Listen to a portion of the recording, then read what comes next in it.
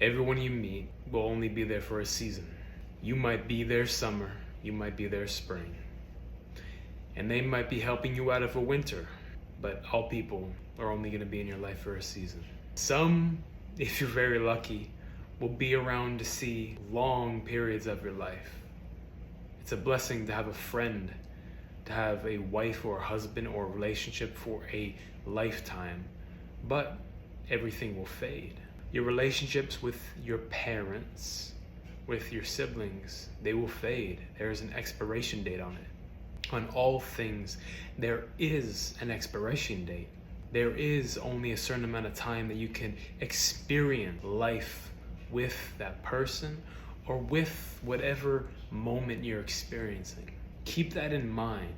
So it brings me to how in our inner state, a lot of the times we like to cling on to certain phases within our lives. Some people will cling on to the heat and the summer of their lives.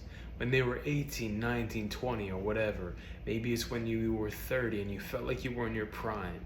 Or certain times in your life when you felt it was perfect and you cling on to it.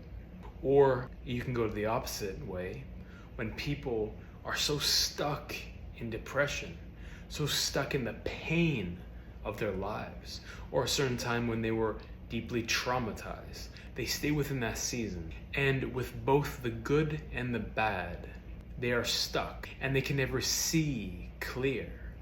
They can never see life and they can never see God. We must cleanse ourselves of both the good and the bad, the winter and the heat of the summer. We must forget about that. We must be fully present and experience whatever life is presenting us with right now. If you are in the deepest of winter, if you're going through a hard time and life is challenging you, God is challenging you, and there's trials and tribulations and you feel like you can't really win, you can't progress, nothing is really flowing, do not hold attachment to it. Allow it to flow off your back. Hold no opinion and hold no judgment to it. Because when you do, you allow that phase to transition out and you allow the spring to start. And same with the heat of the summer. Some people love the heat of the summer so much. They love the feelings. They love everything about the heat of the summer, the excitement, the connection, the life that's springing forth. That when they start to see it die out, there's a huge void that enters their heart. They feel so empty because they know that whatever they're experiencing, that rush, that love, there's going to be a fall. And when that fall starts to enter, they become sad, they get so attached to it. But allow that to fall away too.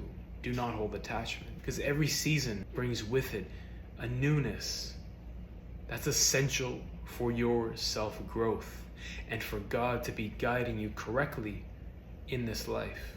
Hold no judgment with every season, the good, the bad, the neutral. Hold no judgment. Just allow things to flow exactly how nature does. Nature's not judging anything. It's not saying, oh, it's springtime, let's just stay here forever.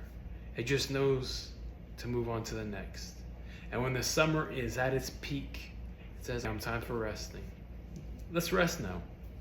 Let's get rid of our leaves. Let's prepare and fall and get ready for winter, where we can have reflection, where we can go back inside, cover up, and prepare ourselves for the spring, for a newness of life. And for you have to see yourself as that. There's a constant cycle, and there's a time and place for everything. But if you get caught up in one aspect of life, you will kill yourself before you can even live. So allow life to flow and hold no resistance with life, as that's how God really works within our lives. We flow, we move on to the next thing. We see what is in front of us with clarity in our eyes, not with cloudiness of judgment, of thought, of imagination, of emotion. We see with clarity. We're not taught to not live with these things that hold us back. We're not taught to say, give up yourself, give up your thoughts, give up your emotions, give up your imagination, and just live for what is being presented.